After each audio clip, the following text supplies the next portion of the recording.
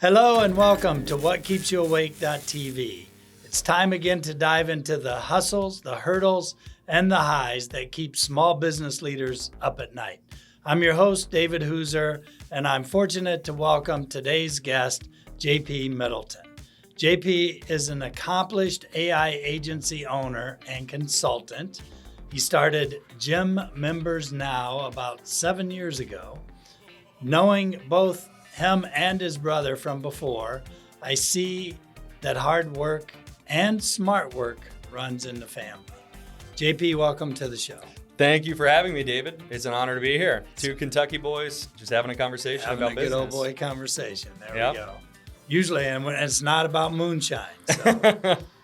Well, let's get started with our foundational questions for you. So tell me, as a business owner who started operations in your basement and now serving a national customer base, what keeps you up late at night? Started in my mom's basement, and now we work with a bunch of big franchises like Anytime Fitness, Burn Boot Camp, Club Pilates, Pure Barre, YogaSix, StretchLab, kind of those types of businesses.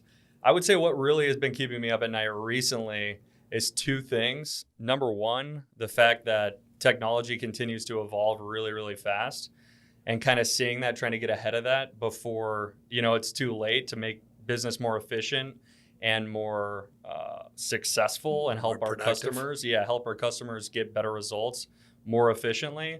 But then the second thing would just be honestly doing stuff like this. So I recently started a YouTube channel. Oh, cool. Thank you. Just talking about what I've done in my business, talking about how I've been able to grow it. And I can remember when I got started with my business, I would scour the internet, trying to find, looking for tidbits of how to do this, how to do that, right? Exactly. Yeah. So looking for information on just how to go about doing things. And I'd always kind of wanted to do that, but I never thought I was in a position to talk about something until I'd reached a certain level of, just have some credentials in place. And so I just feel like I've recently kind of done that after looking around to see what other people like me, where they're at compared to where, we were when we got started. And that's been really exciting and really fun just to see how far your message can really reach and the impact it can have on people.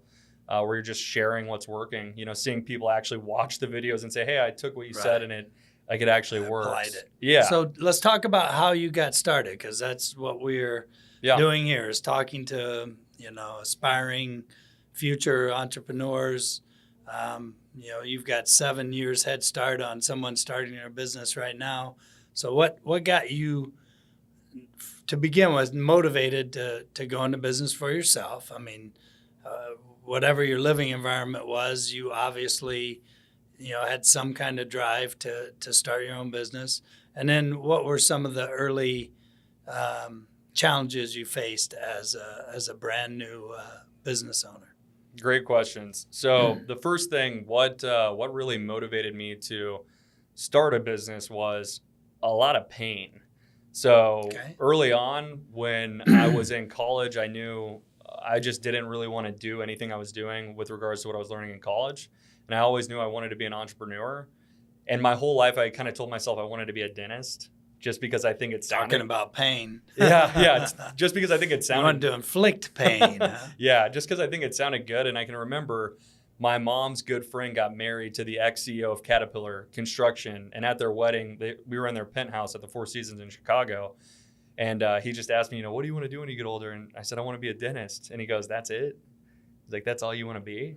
And it really kind of stuck with me. And in college, I think I kind of always thought through that. But hold on, just as a disclaimer, for all of those out there looking to go into the field of dentistry, it is certainly an admirable choice. Sure. Just not right for everyone, okay? Absolutely. And I have an uncle that's a dentist. My dad's girlfriend's a dentist. I have a cousin that's a surgeon. I have a cousin that's a vet. I've got another cousin that's an internal medicines doctor. So a lot of people from the medical industry. So that was another reason why, you were thinking it. Yeah, exactly. I kind of wanted to fall in line. My grandpa was an MD. So I think that was a big part of it. And they all love what they do. And they all have great lives.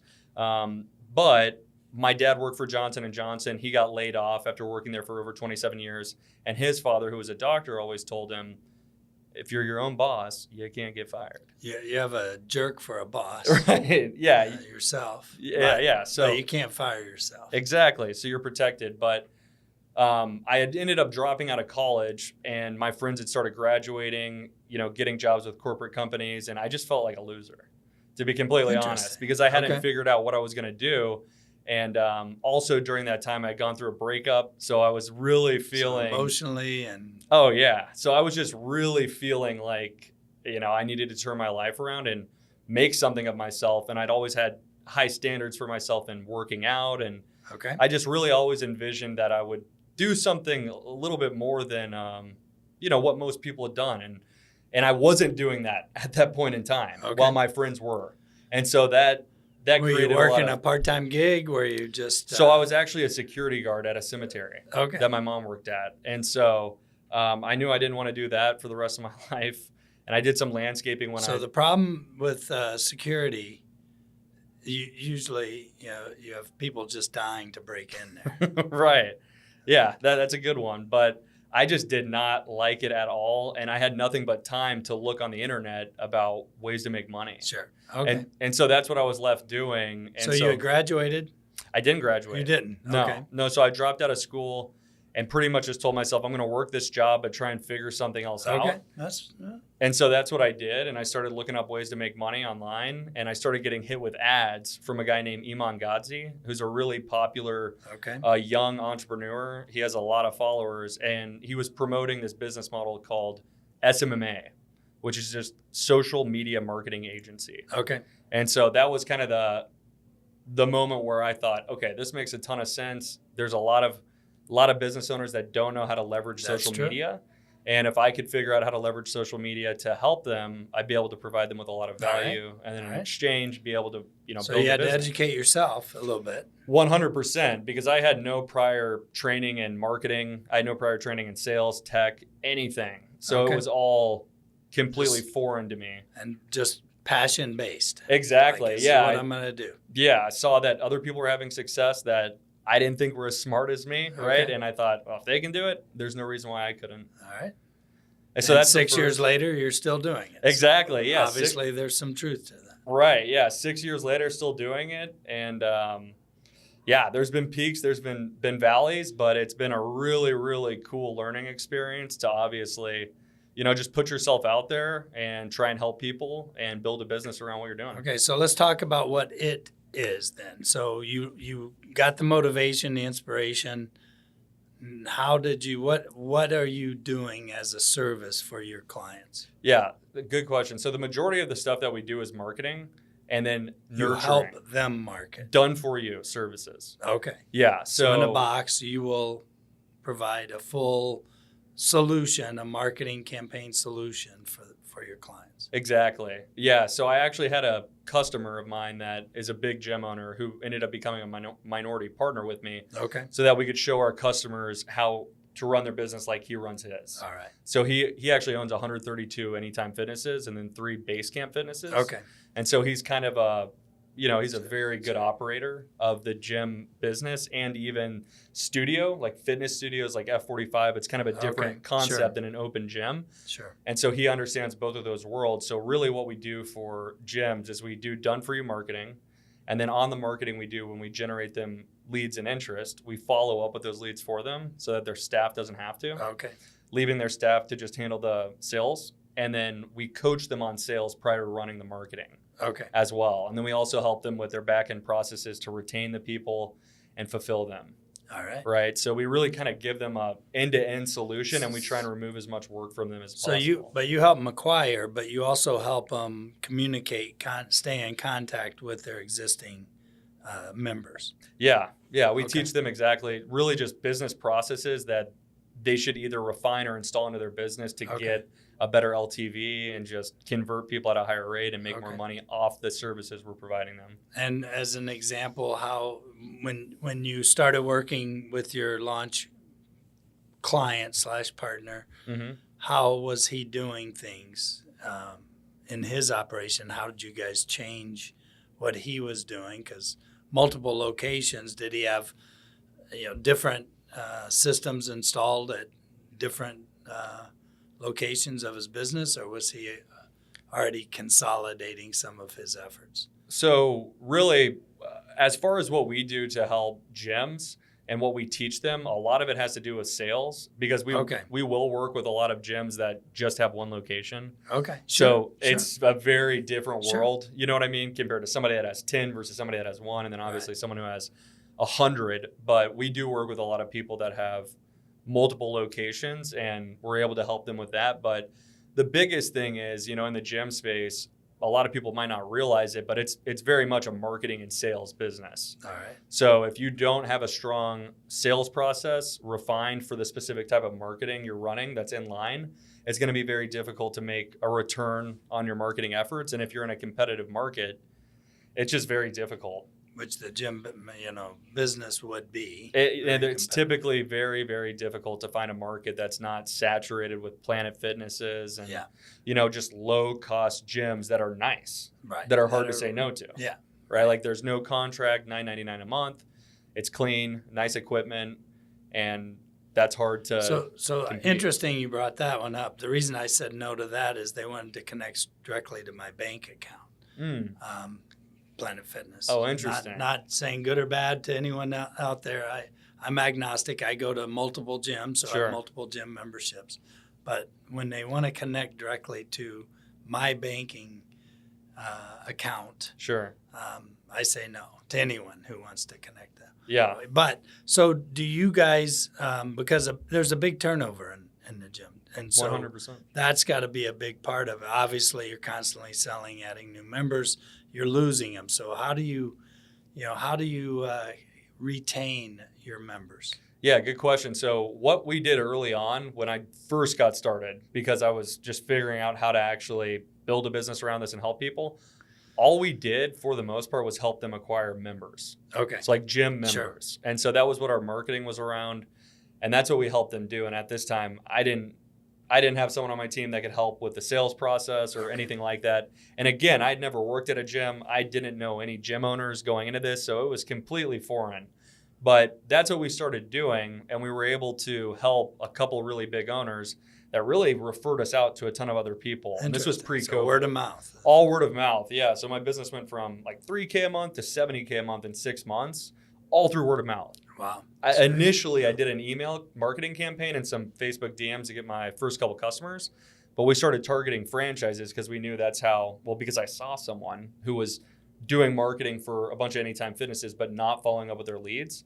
And so I thought, if this guy's doing it, I've got a better service. I'm going to follow up with their leads, and there's already product market fit because people are already paying for it. Right. A lot of people are paying for it. So that's what I ended up doing, and scoped out all the big owners. My business partner at the time being one of them, one of the largest owners. I think he owned like 36 gyms at the time, and he was probably the biggest Anytime Fitness owner at the time. And so we were able to work with some of the big owners, helping them get members, and then COVID happened. And so when COVID happened, all the gyms got shut down. Right. So at this point, I had moved into, my business partner and he actually bought a house. And so we moved into his house out of my mom's basement.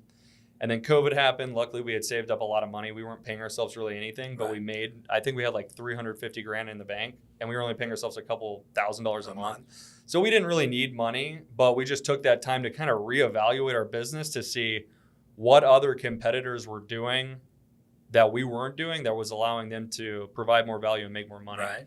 And so what we found was Gym Launch, which was owned by Alex Hormozi at the time. If you know who Alex Hormozi is, he's a big online internet personality now, a really successful entrepreneur.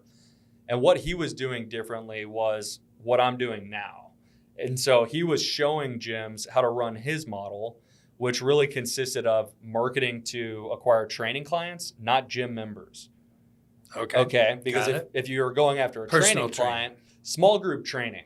Yeah. Actually, yeah. So small group Even training. Better. More practical, more affordable to most people, but still focused. And more profitable and scalable for a gym. Profitable for the gym. Exactly. Yeah. So I didn't figure that out. I just figured out that that's what they were doing, and they were having a ton of success with it. So I knew there's got to be something there. And we did have some customers that had worked with Gym Launch, and Gym Launch would charge $16,000 one-time fee, and then they'd be charging people $2,400 a month after that, which was significantly more money than what we were charging people $400 a month right. just to do marketing. So clearly there was something we were missing that had a lot of potential. And so that's what we realized we should probably start doing, is not help gyms get members, but try to help them get training clients. Upsell members. Yes, exactly. Yeah, upsell members, and even just get foreign people coming in and sell them training and a membership right out the gate. Right out the gate. Right, so that you can double dip where you're really making 10 times more money compared to your traditional member. And so that's what we recognized was what we needed to pivot to. And so that's how I ended up, getting a client to become a business partner of mine, because I wanted to be able to attach that whole entire process rather than me having to figure it out, kind of learn it on my own, because I'd never worked at a gym and I didn't have any interest in really kind of doing that. Okay. And so that business is still going strong. Yeah, exact same business doing that. And really all that's changed is we've added on additional services onto that primary foundation of services to help them get better results. So for example, that's pretty much all we did was marketing, lead nurturing at the time. Then we added in sales training to ensure that their return on the marketing was higher. And now we've added in back-end processes. And then we've also added in taking their database of leads of old customers or people that submitted their information. You said you've got a bunch of memberships, so I'm sure you've probably got your information stored with a lot of gyms. And a lot of gyms don't do a good job of reaching out to customers or prospects. Sure. And so what we did is we created a system now leveraging AI that re-engages old customers for the business to get them back through the door and handles the whole process for them, where all they have to do is handle the conversion event, the sales process. And then what we also do is we take their active member list and we reach out to them to ask how their experience has been, asking for feedback. And then if they've had a good experience, we ask them for a review. For reviews. What about for referrals? Do That's you do a question. referral program? So once they leave a review, we ask for a referral. Okay. Yeah. So that's actually what we do is we follow up asking for a referral. And once we generate a referral, we follow up with that lead. We book the appointment. We get them to show up to the appointment so that the customer doesn't have to. And then they can turn them into a sale. And it's essentially free marketing, because I actually did some research and I found that only 11% of small brick and mortar businesses across the US, 11% of salespeople ask for reviews, yet 98% of people reference them. Okay. So there's a big, big opportunity there. And funny enough, I went to a conference, a Workout Anytime 24/7 conference, which is a franchise. And I had my booth set up next to another company, a company called Edge. And all they do is generate reviews for gyms and actually weed dispensaries. And they make over $1 million a month just generating reviews. And so at the time I wasn't doing that, but I saw them doing that. And I spoke to the people at their booth and they told me their whole business model. And I was like, oh my gosh, we need to start doing this. I could incorporate this. Yeah, absolutely. And not only that, we just took something people were already paying for and we made it better. We innovated on it. And so we added in the referral part, which you were already thinking. So we added that part in to ask for a referral after someone says something nice. What a perfect time to ask. And then we also leverage a offer to get the conversion rate in reviews and referrals to be a lot higher. Okay, an offer to the referral. To the person we're speaking with. Yeah. So what we'll say is, hey, David, we'd really appreciate your feedback. And if you give us your feedback, we'll enter you into a raffle for a chance to win a membership for free. Okay. Right. And if you say you've had a good experience, we'll ask for a review. If you say you've had a bad experience, we'll just say, hey, tell us your feedback. Give us your feedback. Yep. Okay. Now, kind of fast forward. I mean, you're doing that today in the core business. Now you said you're adding a component to what you do, which is helping people come through the process that you've put yourself through. Exactly. Yeah. So when I got started, one thing I did leave out is I invested into coaches and consultants and mentors to be able to learn how to do what I was really trying to do at the highest level possible. And so when I did get started, I invested into a mentor or a consultant, and he had worked with a bunch of 9 rounds, which was it's a franchise. It's not as big as it used to be, but he made a lot of money doing that. And that's where, he told me to go after franchises and really told me what to do, which enabled me to have success.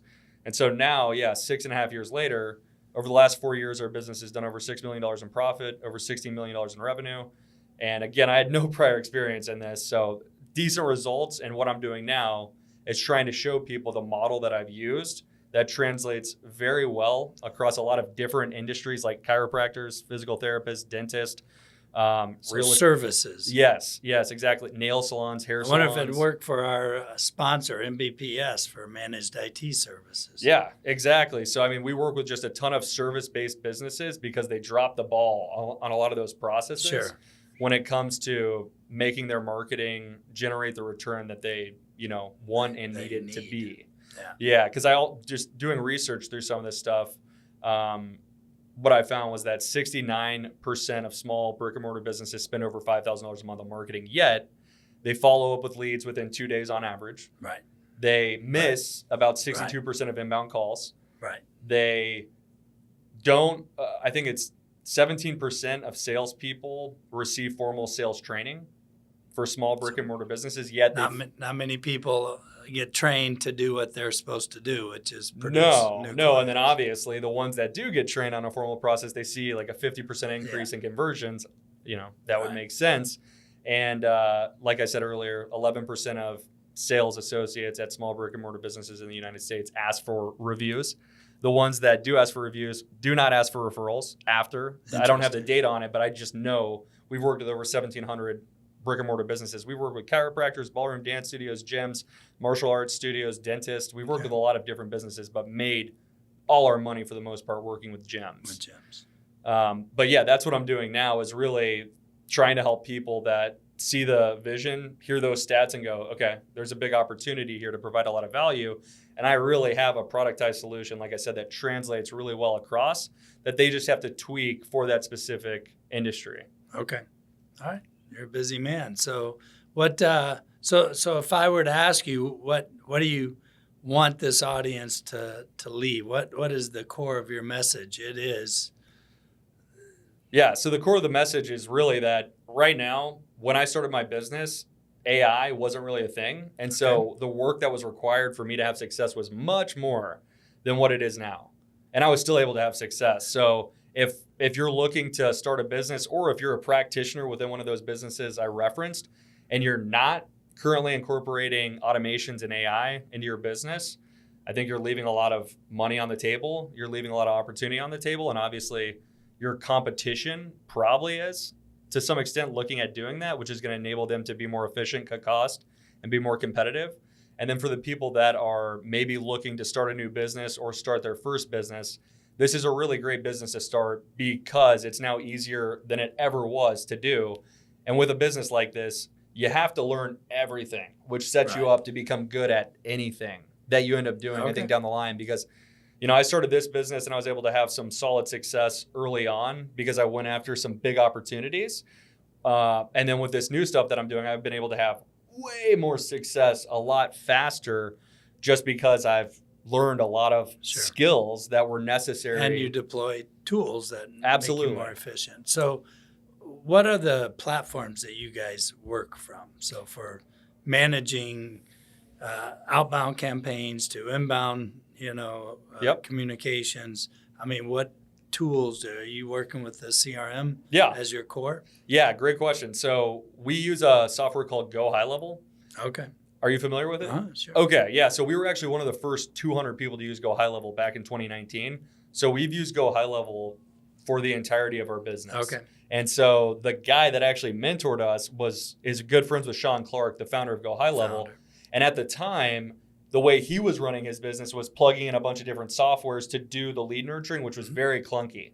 And so he really urged Sean and Ruben and his other partner to make a software that is a CRM, that's a centralized spot where you can also nurture leads and do a lot of different things all from one place without having to have this, messed up system that's plugged into a whole bunch of different things. That's way more complicated than it needs to be. So, but you've got to do things like that. You've got to build a lot of content, and I mean, because if you're going to, once you have someone in, stay in contact with them, you can't say the same thing over and over. So you got to have, and I assume that's what you guys do, is you use that tool and some others that integrate to keep a current, fresh, updated communication flow drip, if you will, out to those Yeah. So prospects or existing clients? it's actually pretty simple, and it's really not that complicated. So our whole goal is to get the highest book rate, the highest show rate, and then the highest close rate for the customer. Okay. Obviously, the close rate is a little bit out of our control because we're not handling that, but we're teaching them.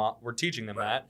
But when it comes to running one specific offer to get training clients through the door, and then getting them to book an appointment, getting them to show up for that appointment, it's really the same line of same very similar process. conversation. Right. Yeah. And so once they come in, we really don't do anything after that other than re-engage leads. Okay, so that's really on the customer to handle.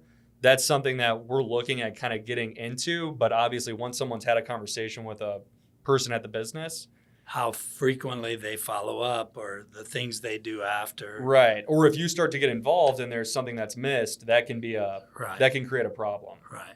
So we just try to handle the stuff that really the inefficiencies in the business that are missed to ensure that they can get a lot more for a lot less and their team can do a lot less and focus on the most important thing, which is converting people, retaining people. Talking to clients, right.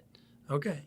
So that's interesting. And so you use Go High Level, and most of the way you're finding new potential or prospects for that is through social media platforms and campaigns that you run that feed into the Go High Level system? Yeah, exactly. So when we're working, are you asking specifically when we're working with businesses or when we're trying to acquire business?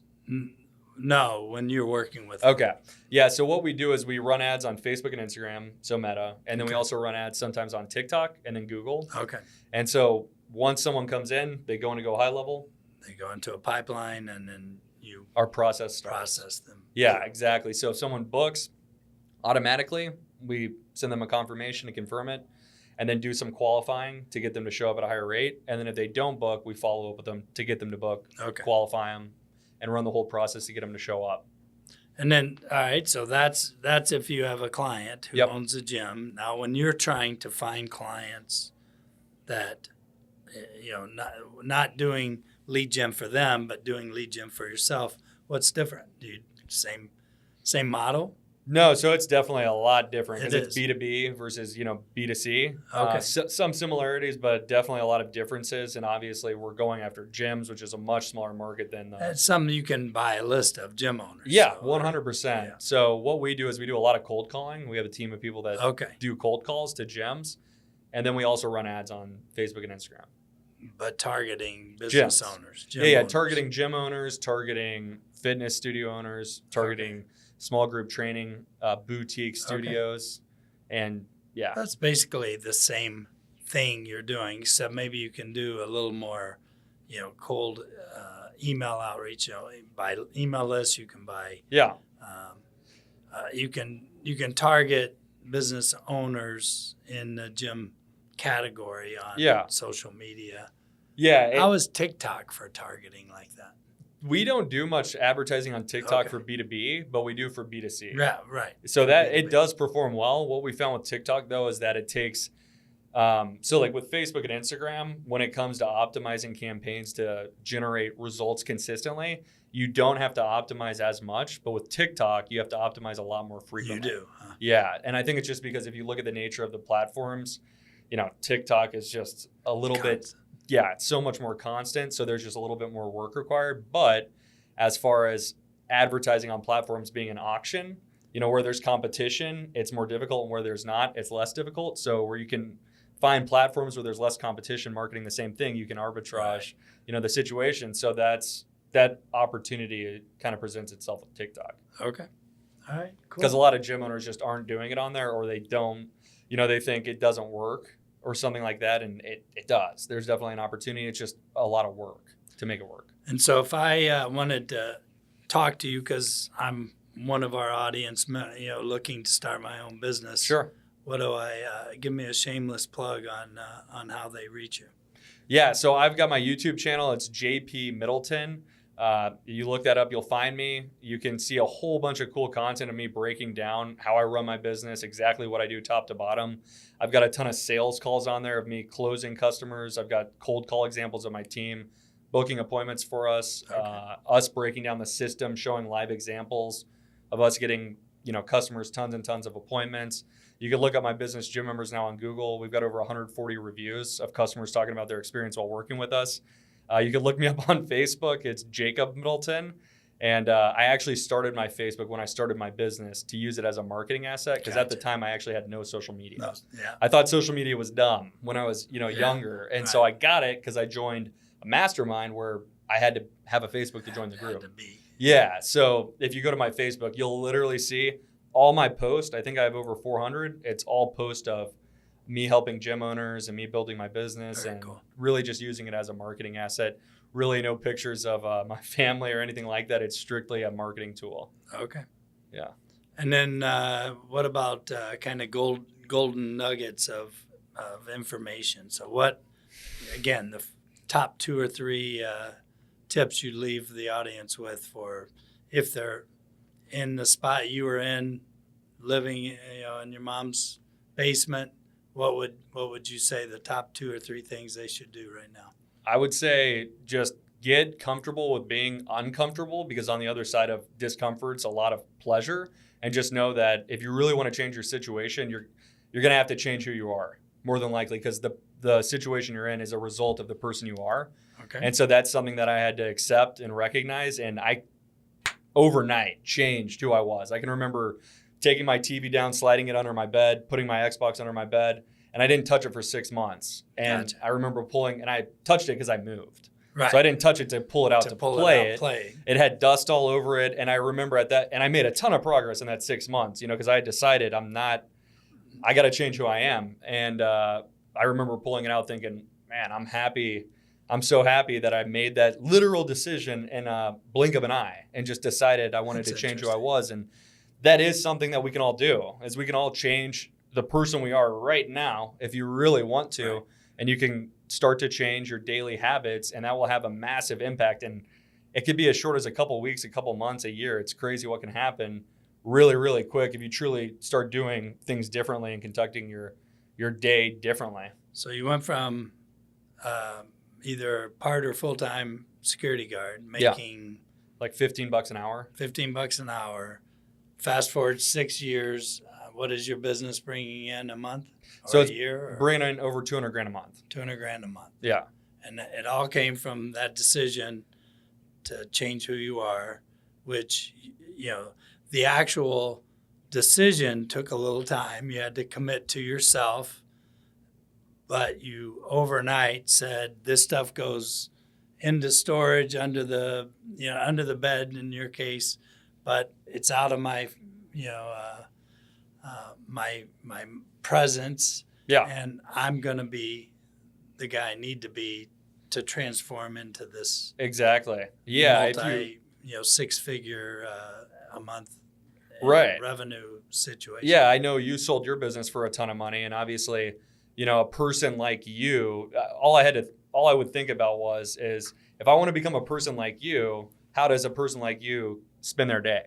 Well, they're probably not spending their day like me.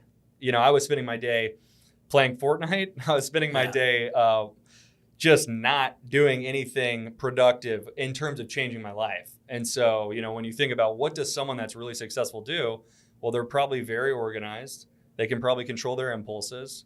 They can probably focus very, very intensely on one thing for extended periods of time and relentlessly attack their goals that they've set and keep them. Not just say, put it out there, I'm going to do this, and then not do it, but almost silently in their mind say they're going to do it and just go and do it. Right. And without worrying what other people are saying. Because when I decided I was going to do this, I did have a lot of friends who were like, that's stupid. That's not going to work. Right. And I can even remember one night I told my mom I was going to do it, and she kind of laughed at me. Because it's such an extreme thing that I was talking about changing my life. Yeah. And she just loves me and was probably, hopefully you're not making a stupid decision.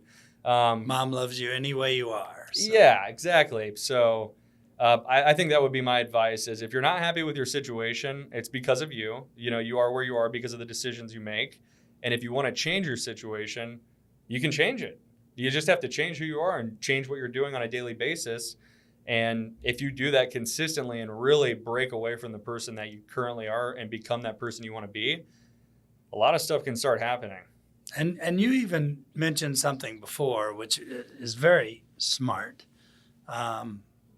is you changed where you live. Yeah. So that you could be around more people that were like who you wanted to be. Exactly. Yeah. So I was living in Louisville, Kentucky, and just in like a silo where I had, my own thoughts. And the only time I could really get around people that were thinking like me was on YouTube. Right. Just watching, content of people on YouTube. And so I was in a mastermind, a consulting program with a bunch of successful online entrepreneurs running similar types of businesses. And when I went to the first event for this mastermind, it was in Scottsdale, Arizona. And one of the guys was like, hey, you should come check out my apartment. I think you'd really like it. And I was thinking, check out your apartment. What am I going to like about that? And I went to it and I was shocked because it was this really nice high-end apartment that was just really cool. And then we went out to dinner, and a couple other guys that lived there went out to dinner with us that were running similar businesses. And it was the first time that I was able to have just like sit down with people who felt like friends, where we're talking about things that I knew could benefit me. And I was talking about stuff that I knew could benefit them. Where before, when I was in Louisville, if I was hanging out with friends, we were getting drunk, talking about nothing, talking about the same thing we'd always been talking about, right? Which gets old at a certain point, and it's not helping, the ultimate goal of trying to change my life, trying to help people in business, and really, make a big change with regards to what people in my family have done in like a major way. Sure, and in all. In full disclosure, I'm from Kentucky, a little west of Louisville.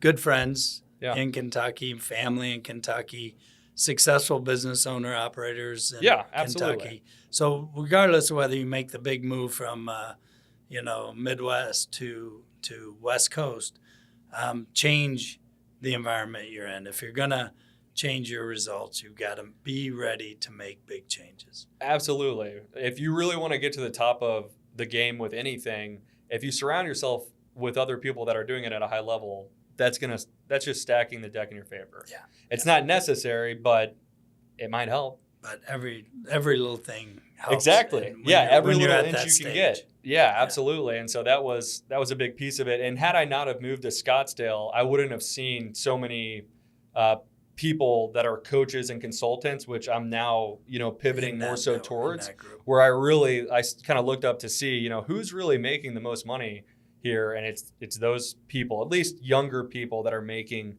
multi-millions of dollars a month. A lot of the times it's people that they've become very, very good at something, and then they become very good at helping other people do it and distributing it at a very high level through channels like this. Okay. And so it's just a very eye-opening experience when you're hearing Lamborghinis and Ferraris all the time, and you're in an apartment. You literally are hearing them and seeing them. And welcome to Scottsdale. Yeah, and then you're seeing a 24-year-old getting in and out of it, and it's like, well, if you can't beat them, join them. That's right. All right. Well, cool.